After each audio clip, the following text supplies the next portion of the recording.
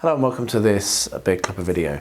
In this video I'm going to show you some awesome buildings from blotz.co.uk, MDF buildings, how I've gone about detailing them, putting them together to make them look really good for tabletop quality, really simply, really cheaply, and I hope you find that interesting and informative. So do let me know what you think in the comments below. I do reply to every single one of them and those comments really do motivate me. So yeah, don't be shy, do say hello. And thank you very much for watching the video. I'll see you again at the end. Right, it's time for me to build these Blotz buildings. I've got three buildings here. I've got the 28mm Middle Eastern 1, the 28mm Middle Eastern 9 and the 28mm Middle Eastern 8. And basically what that is a slightly multi-story building and one that's kind of almost the same but reversed. And then this one is a compound. So I'm going to go for, first of all, 28mm Middle Eastern building 1. And my instinct is that these are going to be relatively easy to build based on previous Blotz experience. I didn't build a big thing, but they were pretty good, those scatter pieces. There are no assembly instructions in the build, so you have to go online to get those. But honestly, don't think it's going to be all that hard. As you can see, you can kind of guess where things go. So what I'm going to do is get that built. So I will get myself my instructions and actually goes that side I think. I'll get myself my instructions and get some PVA and start building this. As per usual, most of the time on this video or any video I do will be about detailing or any issues I encounter. So I'm not going to sit here and build it on entirely on camera because, well, follow the instructions and use good PVA and be careful and be cautious. And if you're worried about 90 degrees, get yourself some of these little kind of like things which can really help you to, you can see that you can put that there, get a little clamp, or one of these clamps probably better, and that is going to basically hold that square. So you can see those little tips are very, very good tips for building these things. So yeah, I'll get this one assembled. I might get all of them assembled and then I'll come and do each of the detailing on camera. I'm quite excited about these, had them for a while. They've been staring at me, just decided, you know what, let's get them built. Well, that was really, really easy. Built all of these yesterday in the brief time that I had. Went together very, very well. Couple of things I'll say. For these two simple ones, it suggests that you assemble the walls and then stick them to the base. I found it a lot easier to put them on the base as I was assembling, but for this one that's different. It is good to follow the instructions because it's actually, the base is actually in two parts, and you'll find it a lot easier if you do follow the instructions, but you probably get a better result by putting the wall straight into the base for the two smaller buildings if you're making these. So what I'm up to now is I've not quite finished the assembly stages of the third big building, because I'm just looking at doing the doors. As you can see, I've not glued it together, but it's got lovely opening doors. And what I'm actually going to do is I'm going to paint the doors, and there's a whole load more doors for the building, as you can see here. And I actually made a slight mistake and glued the door in on the first one I did without thinking, so I might try and remove that. But what I'm going to do is I'm going to paint the doors with my Winsor & Newton raw umber, which I really like for wood. Like this, and then you can always dry brush it. So I'm going to paint them with that, and I'm also going to paint all of the little hatches, because there's loads of those hatches that go on. Now they say to glue the hatches down. I'm going to try that on one. My concern is that the way of getting these roofs off is easiest if you don't have the hatch in. So I might just have it so the hatch can be dropped in place. I might mask around, do the texturing and have a gap so I can drop the hatch in place, but I can also remove it to allow access to the inside of the buildings. So yeah, that's what I'm going to do now.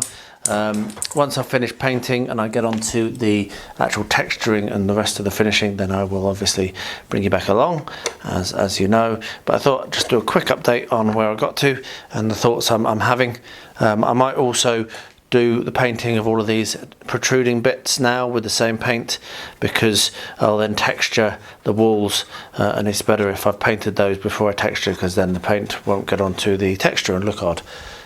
and I'm very excited about this because this is obviously a vine thing, and we're going to make some awesome vines to go on there. I'm really looking forward to detailing these. They're lovely little kits. Actually really impressed. So if you're looking for MDF Blotz, I was impressed before, I'm really impressed now. They're really good company. They're just a small British company, so yeah, give me a trade. I get nothing from them, I bought these, but yeah, very impressed with how well these have gone together. So yeah, let's get the paintbrush out, start painting these up, and then I'll get to the detailing and I'll bring you back then. Well, that took a little bit longer than I expected. There were a lot of these little kind of nubs, but I got them all painted up and also got all the doors painted up. So the next thing I'm going to do is focus on these two smaller buildings because they require less effort, and they'll be quicker and I can work out my techniques. I've not yet done the opening shutting door there because I want to think about that a little bit more as well, how I'm going to do that in terms of the actual finish. But yeah, really liking these buildings, really recommend Blotz. I know I said it in the last clip, I want to say it again in this one. They've gone together so nicely. They're absolutely clean, come out of the sprue very quickly, very easily, and the assembly is painless. Really impressed. So yeah, go check them out. Blotz.co.uk. Well worth your money, supporting small creators like that. So yeah, so I'll bring you back for the next clip, which will be applying the texture to the outside of the walls, working out how I'm going to do the ceilings and paint the internals as well. So yeah, these are basically at the stage now which I enjoy the most, which is finishing off. So yeah, I'll bring you along when I get to that, but I can tell you what it won't be now because I'm so tired after work today. I'm about to go to bed. Right, so here we are with these, and I'm now about to start the texturing. Just thought I'd show you the packet that I use for my grout. This is the colour I use when I'm doing these kind of buildings that are textured with the kind of sandy colour. So what I'm going to do is come along and just paint that over the outside of all of these, and it might take a couple of coats to get a good colouring, but it doesn't take too long to apply. You do need to be aware of the fact that this will dry in lumps, so if you accidentally push something inside a gap like inside this window, then you need to knock it down, otherwise it'll dry very solid. So yeah, this is going to take a bit of time. What I'll do is I'll do the most of it with the big brush, and then I'll come in and do around the wooden details with a slightly smaller brush probably, so that I don't paint over my wood colour that I've painted on. And like I say, I'll probably take 2 coats, I think, probably to get the effect I'm looking for. And the other thing I wanted to say is, unusually for this one, I am actually going to go and paint the inside as well with the texture. That's what I've decided to do on these. I want to see what it looks like. The only thing that could have done differently potentially for this entire thing was to prime or whatever the whole building. So paint it, spray it black, and then come along. But because I'm painting this with the light colour, I decided against doing that. But if you wanted to, you could. It would make it a bit easier to hide the gaps and hide the dark wood, light wood. So yeah, even with the light colour, it might have been a good idea, but I decided against it. We'll see how well it works. So anyway, so I'm going to crack on with this, just getting this painted up, and when I've done 2 coats, or if it's three, I'll let you know, and we'll go to the next step. But this is actually not far off finished. There's not much more to do on these.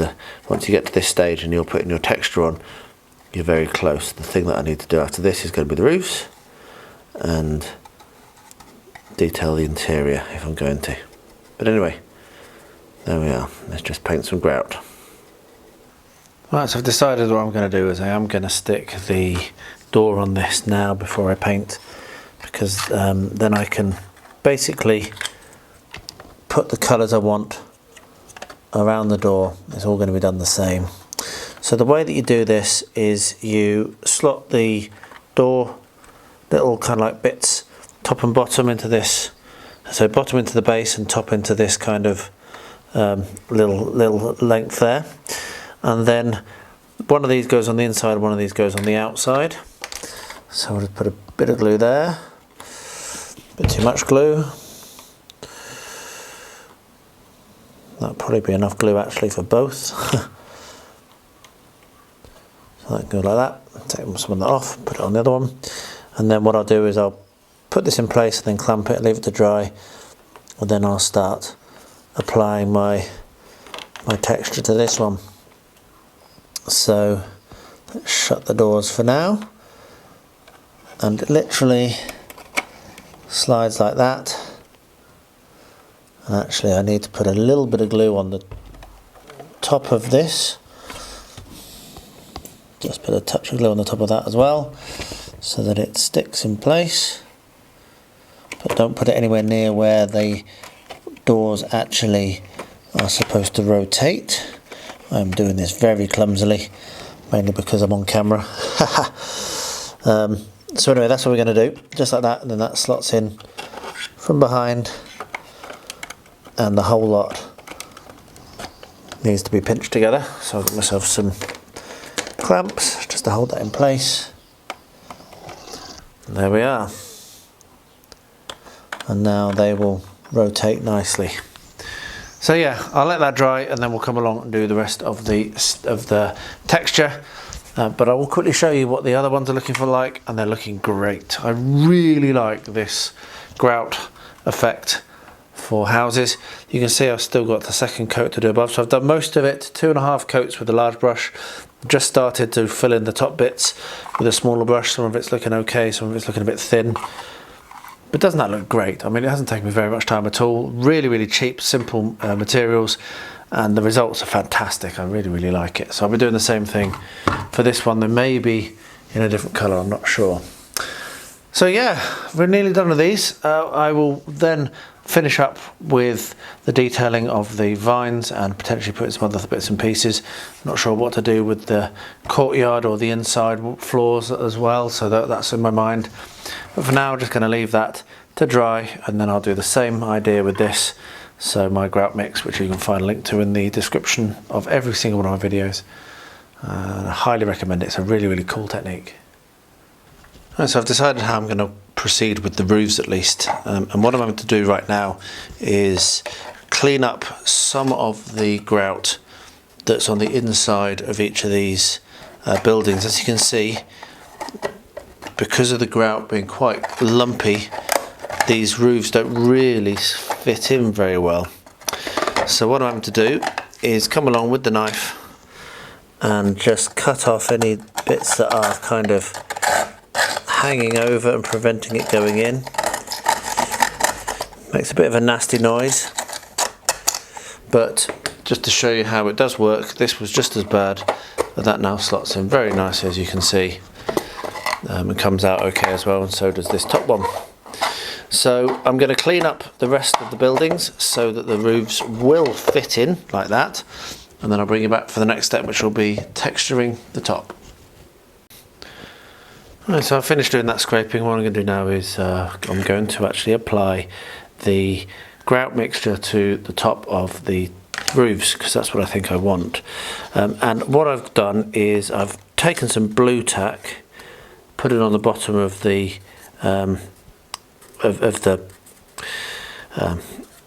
doorway, the hatch, and that means that what I'll be able to do is come along and paint my grout mix on up to the edge, and then once I've done that, I can actually remove the hatch and let it dry, and in that it will leave a gap where then the hatch will actually sit in quite nicely, because as you've seen, this grout stuff does have quite a lot of texture, so it should be enough of a lip to actually keep that hatch in place, but also allow me to remove it should I want to. I could of course also just keep the blue tack on the bottom, which if this doesn't work as well as I hope, that might actually happen. So there is a fallback plan, but at the very least I'm going to give this a go. So I'm going to basically paint this over, take off the hatch, let it dry, come back, probably do a second coat, put the hatch back in when I do the second coat, and then we'll see what it looks like, and I'll show you what it looks like when I'm done. So yeah, the other interesting thing is this grout mix that I'm using has actually been in the fridge for 2 weeks or more, maybe even longer than that, I think 2 or 3 weeks, and because I put so much water on it, it stayed good, so no waste, which is always nice. So there we are, there's one roof. Let's pop that hatch off. There we are. You can see we've got a little bit of a gap where the hatch can go. Oh, I moved a little bit out of shot there, and I'll let that dry, move on to the next ones. So I'll probably do 2 coats, I think, and then I'll bring it back, show what it looks like when it's finished. I've been working away on these slowly in the background, slowly being the operative word, and you can see that I've managed to get the roofs done. So like I said, I worked around the edge of each of these trapdoors, and if I bring that up close, you can see there's a gap around it, and that certainly looks good enough for me in terms of a wargaming bit of terrain. So I'll probably come along and put some silver pen onto where it should be done as a metal. Spent quite a bit of time having to scrape down the sides so that these would fit right, but they do fit right now. I still have a load of these doors. I'm not totally sure whether I'm going to stick them in or just leave them off and use them on something else, because sticking them in will block up the entrances to a lot of these rooms. I stuck that one on already before I thought, but that's okay, I don't mind one of them. So yeah, so it's going pretty well. I think, like I say, if I leave the doors to one side, then I'm pretty much done on these 2 smaller buildings. And what I'm going to do now is I'm going to put a little bit of interest into the courtyard. So we've got the vine here, the trellis, and I'm going to put some growth on that. But I've also got some scrubland base ready and various other bits and pieces of base ready, which I'm going to make use of just to put a little bit of kind of interest. So how I'm going to do that is I've got the glue, the fast basing glue, which is the best thing to use for this sort of for Luke's basing material. And we'll take the lids off, take the roofs off. You can see they all come out really nicely, which is great. And then I'm not going to put it everywhere.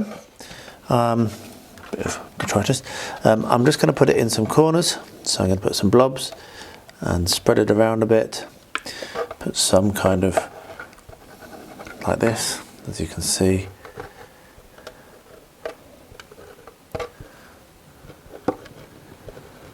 Oh yeah. Just to make it a little bit more interesting. And then the classic, throw it in. There we are. And then tip it out through the doors back into its container.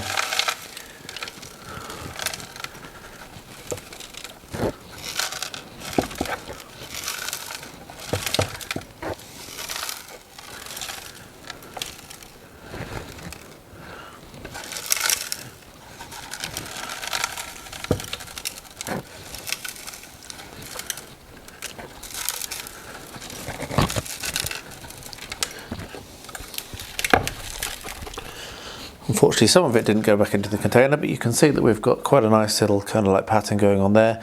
I might do a couple more. I'm going to let that dry. I might do some more, and I might actually spread it out a bit more so that they become lumps, and I put a little bit of different style of a different one of Luke's things. Maybe the Mediterranean soil might work quite nicely. So I will let that dry, and I'll bring you along for when I get to the next step. And once this is all done, then I'll do the vine. But yeah, we're getting quite close to finishing this project, which is good. So I actually clean forgot to put the camera on, but I've done the extra basing that I said I was going to do with the Mediterranean. That works a lot better, and I wish I should have done that initially, but it doesn't matter. It's going to look a little bit dirtier than I want it to. But the next thing I'm going to do is I'm going to put what I call my Easter foliage, which is in this nice big red bucket here. So just take the lid off this. And what I'm going to do is I'm going to glue some, not lots, but just some, maybe even just that much, to the top of that part there, so that it looks like it's got some grapes going on. So I will glue that down with super glue and then show you what it looks like when it's finished.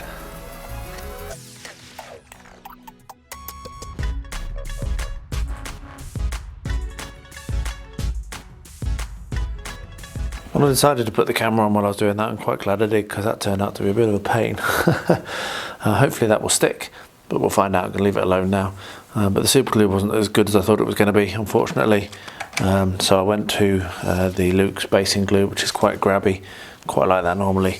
So hopefully that will work. What I can do anyway after I've done this is soak it with some PVA, just to make sure that it's got a little bit more kind of like grabbing it.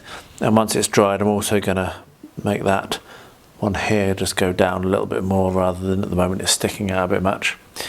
But yeah, feels good to be getting this a little bit more progressed. So I'll bring you back when I get to the next step. Well, it turned out that there wasn't actually anything else really to do on these. Very, very pleased with how they've turned out. And yeah, just some great little techniques there. So the idea for the trapdoors worked really, really well. I've got some blue tack that still needs to be scraped off there. But that works well. They just sit in nicely and they look right. I've kept the doors out, so if you want to block off the entrance, you can stand one of these doors inside, maybe using some blue tack, and that would block the access if that's how you want to play it, if you're doing a hidden movement game or whatever. But yeah, just a little bit of grout, a little bit of sand, put some fantastic finish on these, and a little bit of brown paint for the woodwork. Really quick, really simple, and I think they've turned out absolutely brilliant. I'm very, very pleased with them.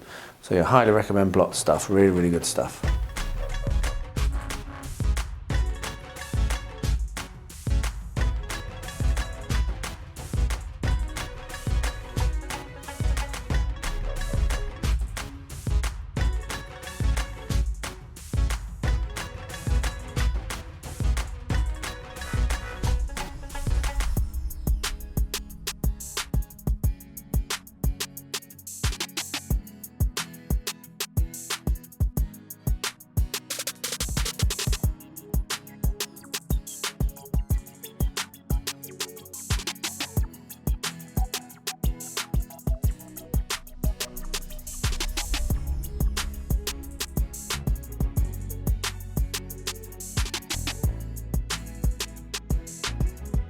Well, there we are. I think you can agree they've turned out great and very simple, as hopefully my video has shown. You don't need to spend lots of money to get really nice tabletop terrain, and certainly you don't need to be a master, as I'm no master, completely no master. I just kind of muddle my way through, and I'm sure that any one of you out there could achieve something as good as this, if not much, much better. So thanks very much for watching. I really appreciate it. As I said in the intro, I really do appreciate you watching the video and leaving comments below. They really motivate me, so don't be shy, do say hello.